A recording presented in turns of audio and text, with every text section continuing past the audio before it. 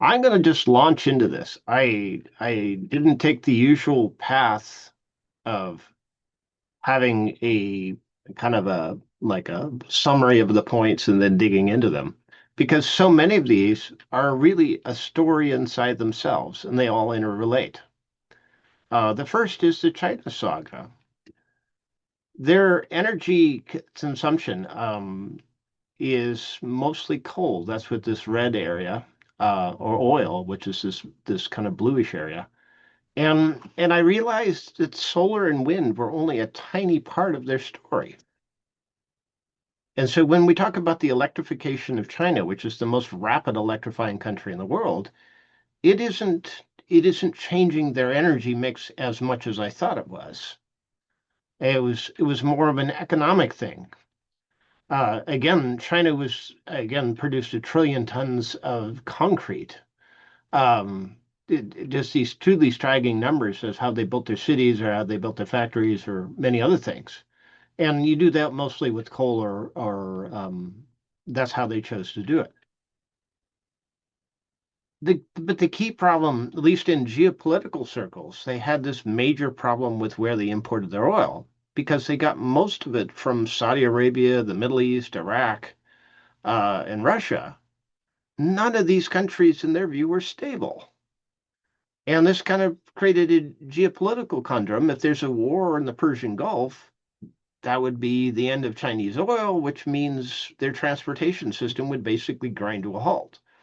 And that would mean all sorts of terrible things. So these are the sort of things that keep leader up at night to say, how do you secure your oil? How do you know that you're going to be facing a problem?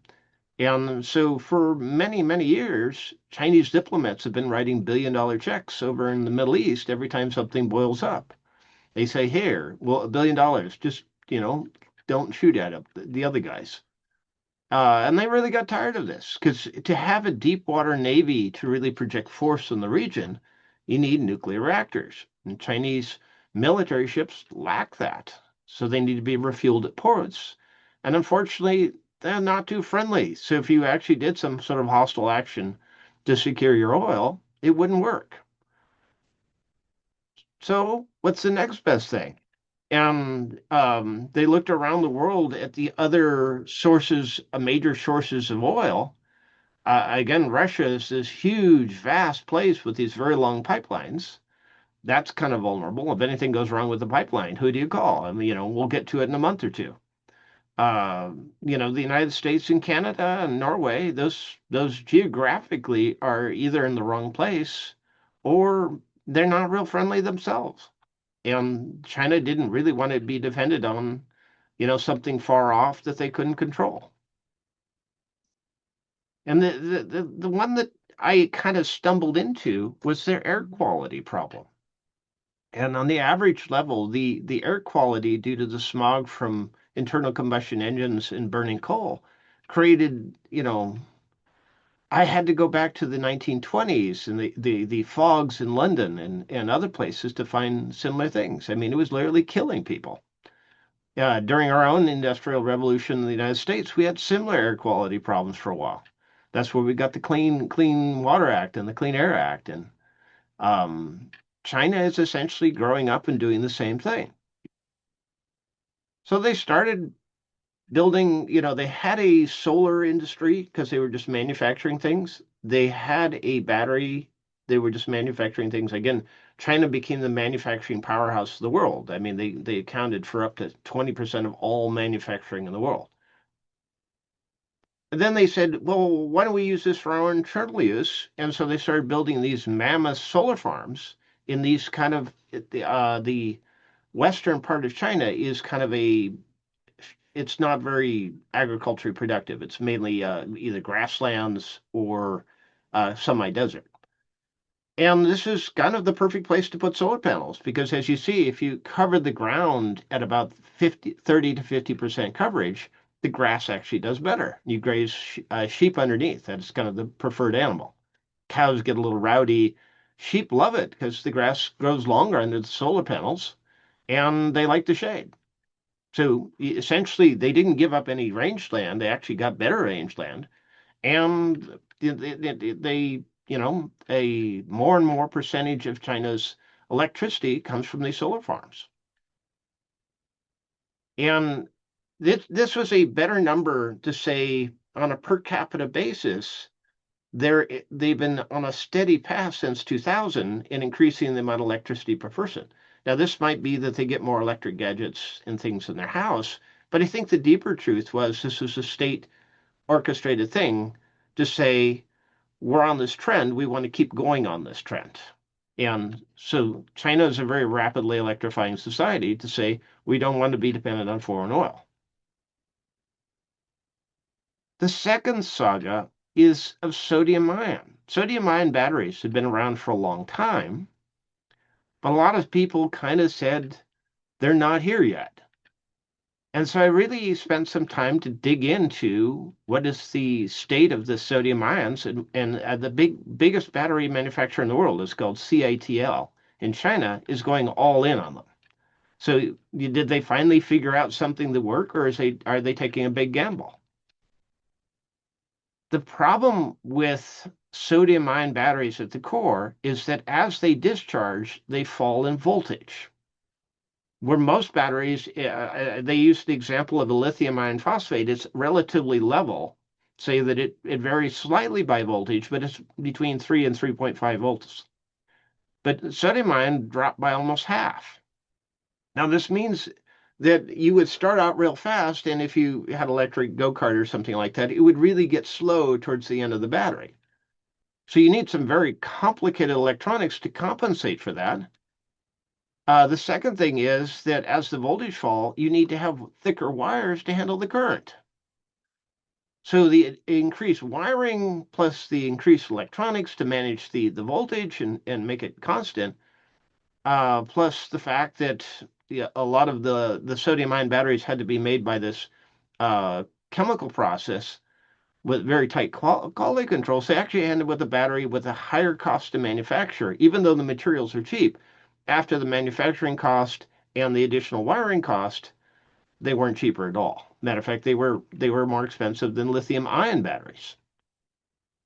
So that's not going to save the world.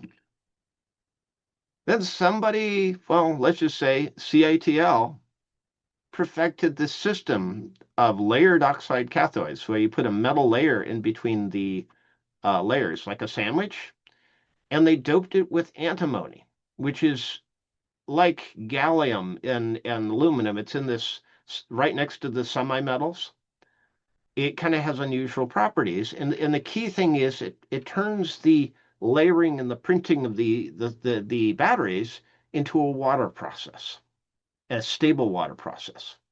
It's like an ink that doesn't wash off. And this is the same way they make lithium iron phosphate batteries. And it's flattened out the curve of the discharge. This is the top line is the charging voltage, and the lower line is the discharge. And so to about 15% here, you have a fairly flat. You don't have to have the same problems of the wiring or the current drop. It only drops a little bit. That's a key thing, because suddenly you can make this battery on the same production lines you can lithium iron phosphate, which is basically printing them.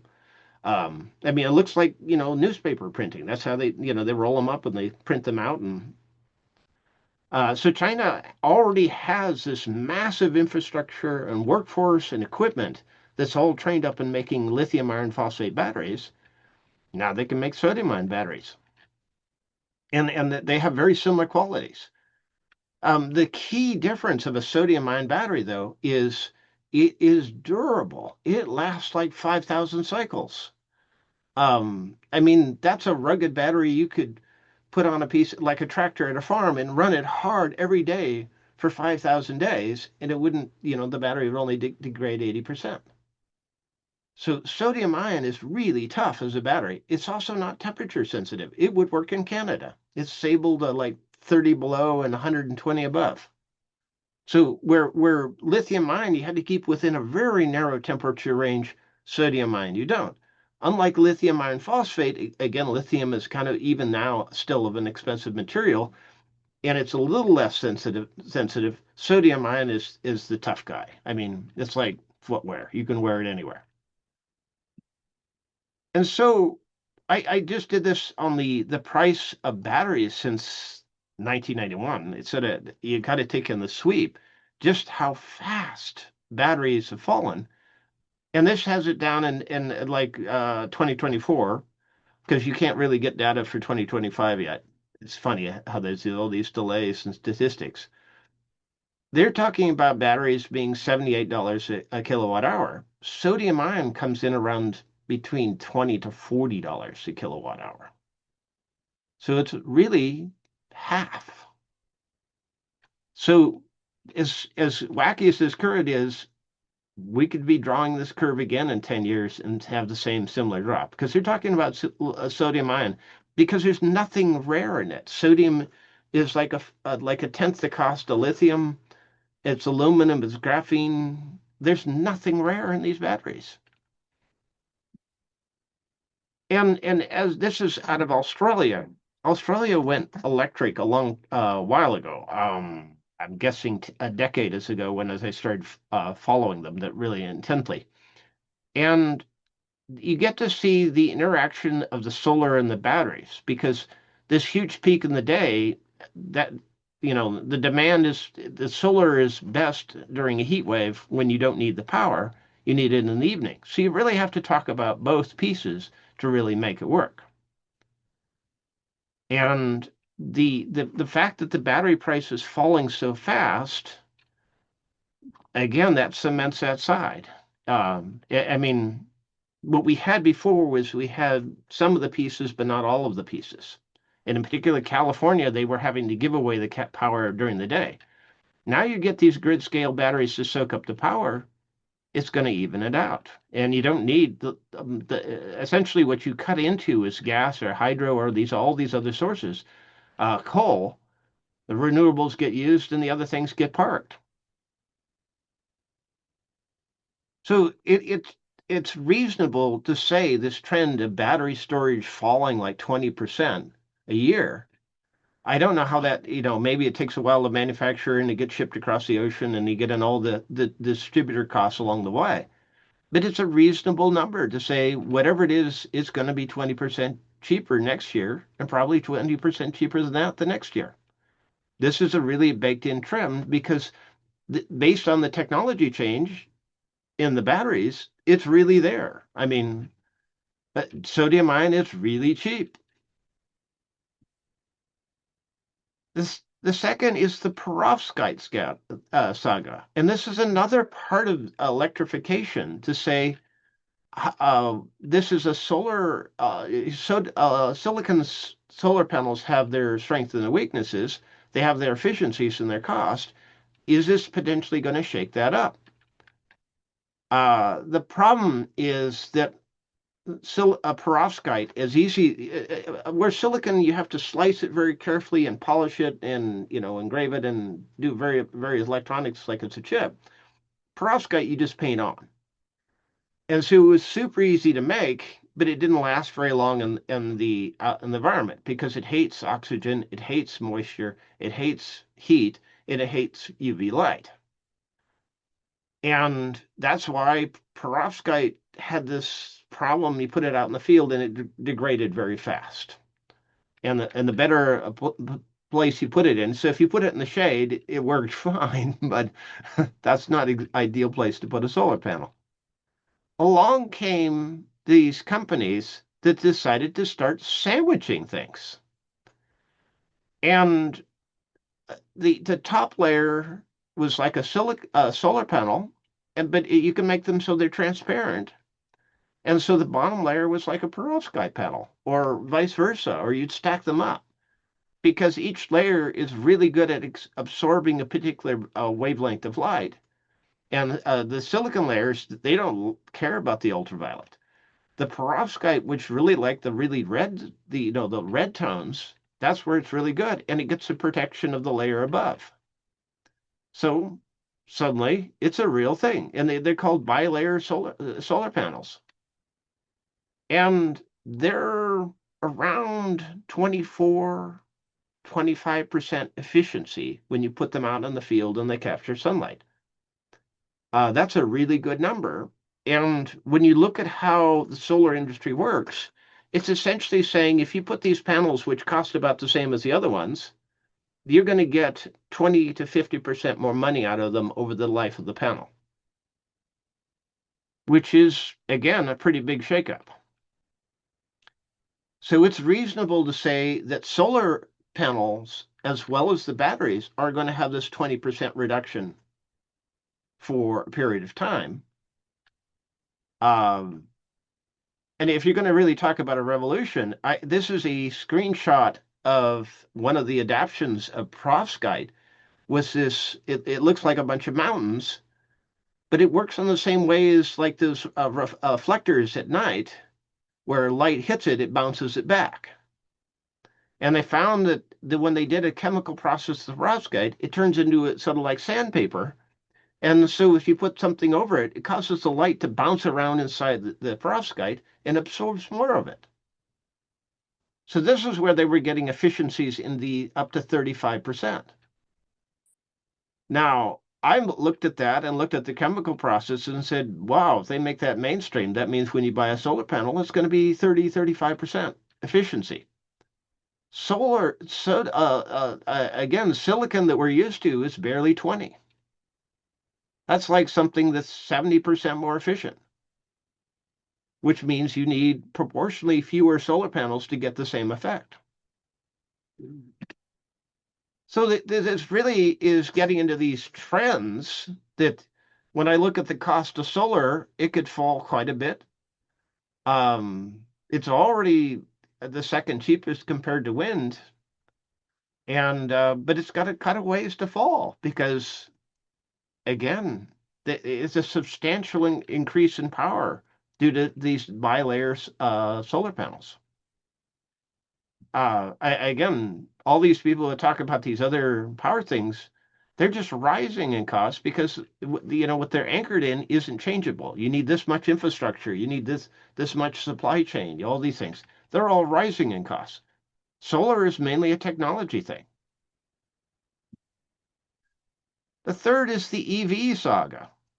EVs have been around for a while. Tesla was more a niche car for the luxury market because it used lithium-ion batteries. You couldn't really get a car under about $50,000. And so most of the cars, EVs that are sold in the United States and Europe are in the 50 to 60 or up price range. Uh, and so it was mainly China that really blew open the market and started selling more cheap or cost-effective electric cars. And mind you, they had lots of issues. Again, lithium ion is very temperature sensitive, so they switched to lithium iron phosphate, which is a lot less sensitive. But yeah, again, you don't get the same power density, you don't get the range. So these have been gradually improving, and this year they just went crazy. Uh, I mean, you saw increase of almost 70% in 1 year. Uh, it was really that fast. Uh, Again, this company BYD in China, that's a Chinese manufacturer of EVs, they built a campus the size of San Francisco. It's 60% finished. It's basically a from scratch build 1 million EVs a year out of that one factory. So you just got to get the sense of the scale of China's involvement. They build literally square miles of factories. And so they're on track to produce, again, these numbers were all over the place. But China's on the hook for about 12 million EVs a year. Now they're talking about Europe's has been very active. Again, they have. North America and the rest of the world. But the big action, over 70% of the cars made that are EVs are from China. And that makes BYD surge past Tesla. Tesla is a global company. It makes electric cars all around the world and including China. And BYD is beating them.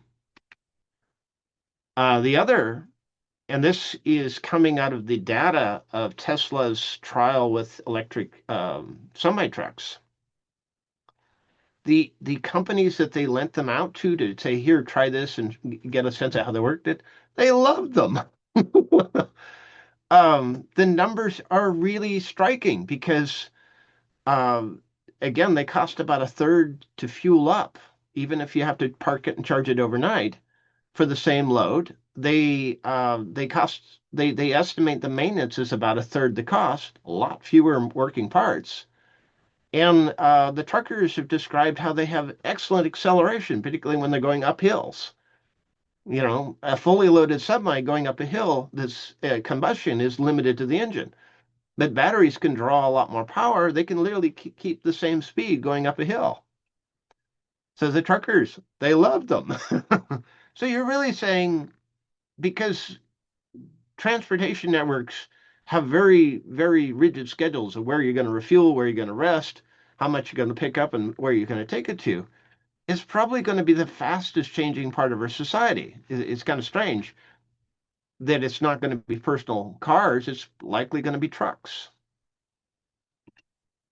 And all of this puts this mercurial figure, love or hate him or many other things.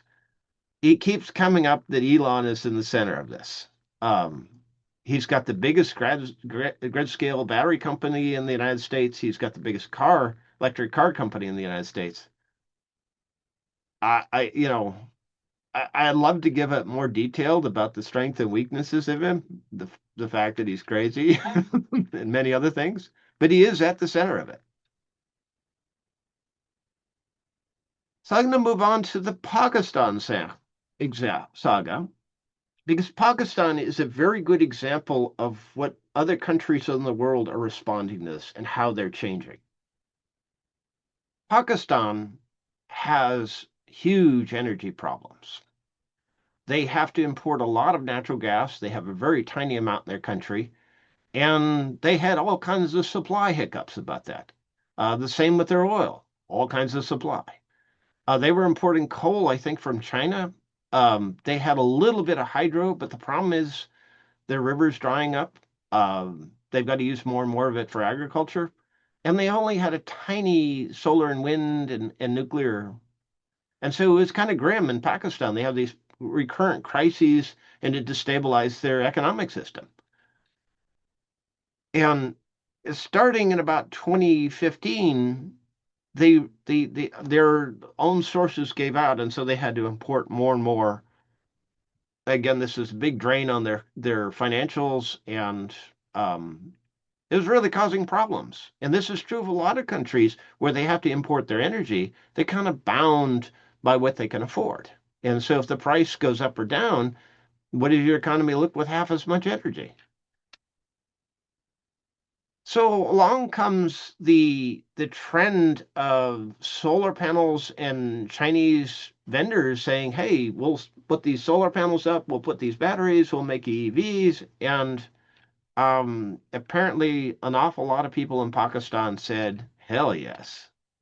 And starting in about 2024, they tripled the amount of solar panels that they import, and uh, they're just talking about in these cities where the merchants had to close every time the electrical grid wasn't stable or there was something like that. Now they can stay open because they got a couple of solar panels on the roof and they keep the shop lit. They can keep the computer running or, something critical. And so the trend in these more rural areas or these smaller areas away from the core of the city is we want to electrify as fast as we can. We get stability of our power, we get a stability of our cost. We don't have the vicissitudes of all these other things that were destabilizing us. And when it's really coming down to the numbers, it's cheaper. Nigeria is having a similar thing. The same thing that I noticed in Pakistan, Nigeria is catching on to do. And so it's kind of goofy. Again, there's a lot of very poor people in Nigeria, but they sure know a solar panel, how to hook it up, and it's getting rid of all of the off-grid diesel they used to have these diesel engines to run to generate power, which are noisy and not very fun to be around. And so, they're just falling in love because the cost of the diesel, and when you compare it to the solar panels are cheaper. So the rest of the world is going crazy on this stuff. I mean, you're talking about percentage of their amount of their energy per year.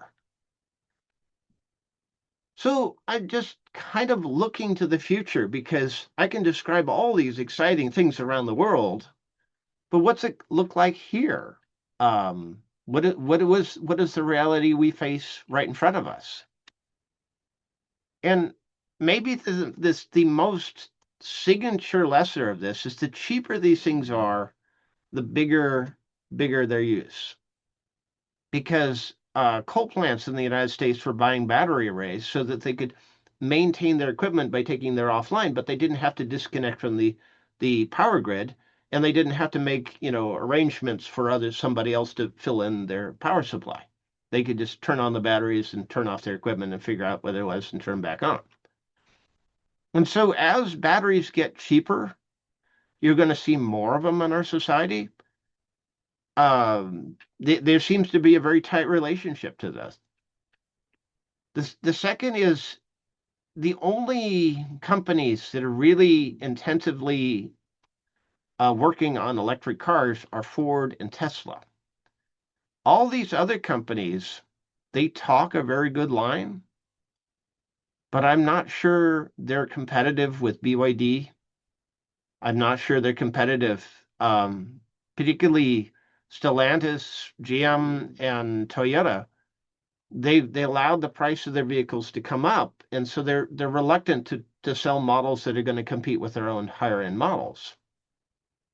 And that is a recipe for disaster at these companies. And so you're looking at a big shakeup in the auto company. You're going to see major brands just not be there because they can't compete either with China outselling them in the rest of the world, and they can't compete in these markets if you get a low cost, because a BYD sells a perfectly reasonable car for $30,000.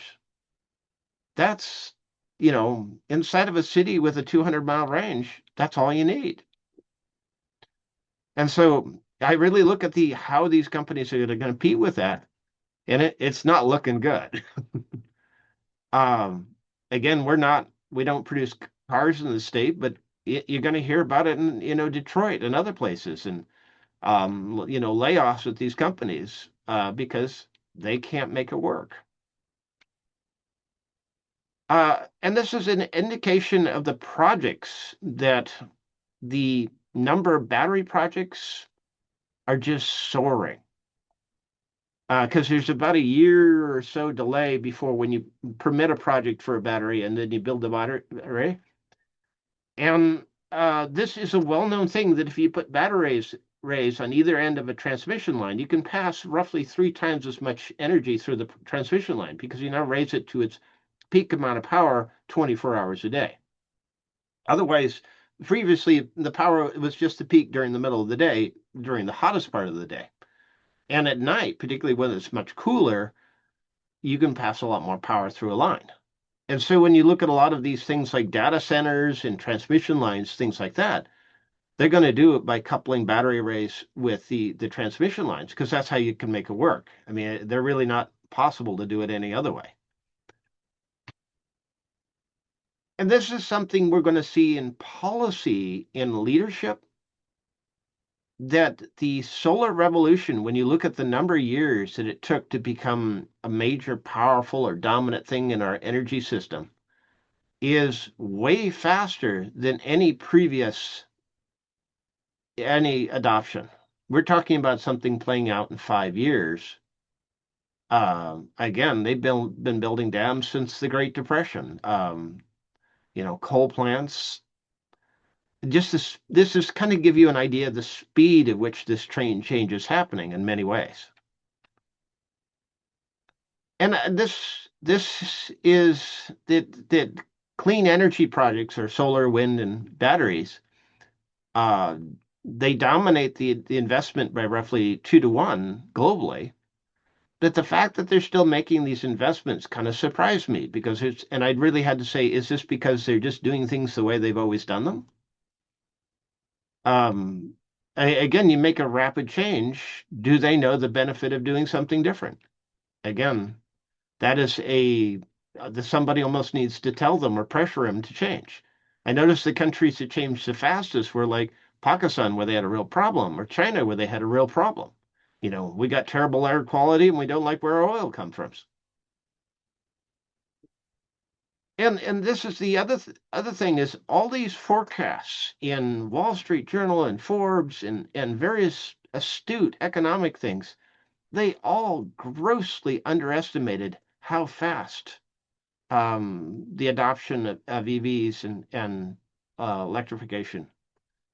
And this really surprised me. And I dug into this and some of the data and old articles of it, and I just like, boy, nope, they didn't see this coming. Again, that's the limit, I guess, of being wise in our world, is that some of the biggest change, unless you're really deep in the details of watching companies and what kind of innovations they're bringing up, you don't really know how this is going to change. And I heard, was Mark Zuckerberg talking about a nuclear plant to fund his data center? I said, you know, how is he going to make that work? Because it takes over a decade to get the approval and get the plant built. And setting up solar, they put 1.4 years, but literally when you're talking about small scale solar, you can get it done in a month.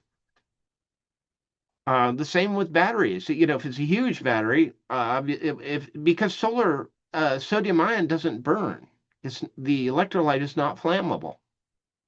So where everybody's thinking about lithium ion, where there really is a fire hazard, sodium ion doesn't have that. So your permitting process based on fire or how you need to house them in air conditioned things, none of that matters. You just put them out in a container. It's like, can I park a bunch of containers and hook them up? So these numbers aren't necessarily accurate because they've probably been based on, there isn't a lot of data on coal plants, but I just simply say the rate at which you can do these things. So there might be a lot of talk about nuclear. I wouldn't pay any attention to it. It's a decade away at closest. Or reactivating coal plants or building natural gas plants. They take too long and they're just not cost competitive. And you're getting a bigger and bigger displacement because, the war in Ukraine shut down a lot of Russian oil exports, shut down most of them, which is a big shock in the world. But it wasn't really noticed, and oil prices didn't move around because there's already been a displacement by teleworking and by EV demand. I mean, Chinese have been cutting out their purchases faster and faster. So this change has been going on. If you've been in the oil markets or watching with other things, I mean, it's really noticeable. Before, if you knocked out a player like Russia from the oil markets, you got an oil shock. Um, there have been threats of a shock. Again, ERCOT had this terrible problem going back in like 2022. They had some price shocks. And so if they didn't have enough supply during the day, you got an outrageous bill. It basically was, I think, 100 times what it usually was. California had rolling blackouts. And now they have enough solar. You don't have these problems. Again, it was in Texas and California where they had a problem. They had a high rate of adoption. So it's kind of the thing that unless you really have something to power you to do something, the rate of adoption is slower. I'll call it this. If we're going to do this in a more genteel way, it's one. But if you have a problem, it's three. That's kind of the ratio. And California, they built out a lot of solar, which solved their rolling blackout problem, and it's just continuing to grow. And I think these by layer solar panels, the cheaper batteries are just going to accelerate it. And natural gas will go down. It will just basically we're phasing out that and we're putting in this. And so when we talk about the demand for data centers or people electrify their cars, you're going to increase the demand. Well, you say, how much can that be made by solar and batteries in an area? And the math says if you put solar panels on people's roofs or you put them on these grassy fields where you graze animals, you have enough power there. They just need to apply it. And the cost of applying it is nearly going to fall 20% per year. So it is increasing looking like the crisis of data centers or people adopting EVs will spur the development of solar and batteries. So it's going to be one of these strange things where it's a crisis like California, Texas, it'll solve itself. Or you will say, where was that big power crisis they were talking about? And I threw this in there because Washington is number 11, California is 19, Oregon is 13. We get most of our power in this state from hydro. I hate to say we're boring. But California, they really did. I mean, solar is 17%. And you're going to see these numbers move around. This is what I would say is the boring list. If you're in these provinces like British Columbia, you're not going to make big changes. The pressure isn't there because they get most of their power from hydro. And so it's a lot of this is going to play out in our society. And if you're watching things like oil markets or major utility scale grid systems, where they're putting in these batteries or these solar farms, it's probably going to be big news. On a retail level, it's going to be more muted because when you get to the retail price of things, it falls much slower.